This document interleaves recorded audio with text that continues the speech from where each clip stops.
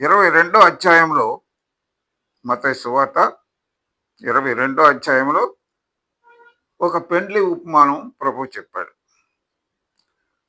యేసు మళ్ళీ ఉపమాన రీతిగా వారితో ఇట్లా అన్నాడు. పరలోక రాజ్యం తన కుమారుడి పేడికి పెండ్లి విందు ఏర్పాటు చేసిన ఒక రాజును పోలి ఉన్నది అన్నాడు. ఆ పెండ్లి విందుకు పిలువబడిన వారిని రమ్మని పిలవడానికి ఆయన తన దాసులను పంపాడు. వారికి రావడం ఇష్టం లేదు. మరలా ఆయన వేరే దాసుల్ని పంపాడు. నా విందు సిద్ధంగా ఉంది, నా ఎద్దులు క్రొవ్విన పశువులను వధింపబడ్డాయి, అంతా సిద్ధంగా ఉంది, పెండ్లికి రండి అని ఆహ్వానం అందిన వారితో చెప్పండి అని అన్నాడు. వారు అది లెక్క చేయకుండా ఒకడు తన పొలానికి, ఇంకొకడు తన వ్యాపారానికి వెళ్ళిపోయారు.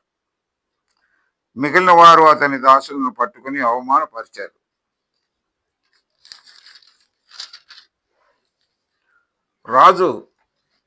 రాజుకు కోపం వచ్చింది. తన సైన్యాన్ని పంపి ఆ నరహంతకులను నాశనం చేసి వారి పట్టణాలని తగలబెట్టించాడు. అప్పుడు తన దాసులతో, పెండ్లి విందు సిద్ధముగా ఉంది, పిలువబడిన వారు యోగ్యులు కారు.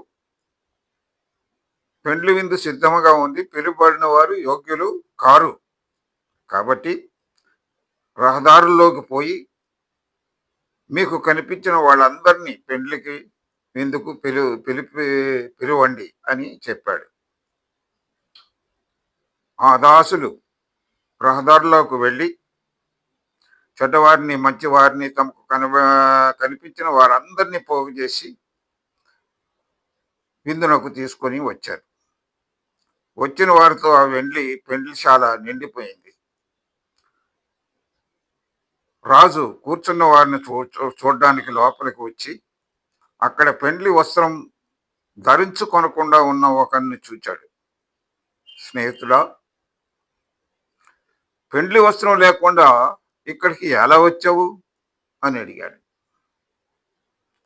అతడు మాట్లాడలేకపోయాడు. అప్పుడు రాజు తన పరిచారకులతో, వీని కాళ్ళు చేతులు కట్టి బయట చీకట్లో తోసిపోయండి, అక్కడ ఏడుపును పండ్లు కొరుకుటను ఉంటాయని చెప్పాడు. పిలువబడిన వారు అనేకులు, ఎన్నుకోబడ్డవారు కొంతమంది అనేటటువంటి నీతి ఈ ఉపమానములో ప్రభు మనకు తెలియజేశాడు.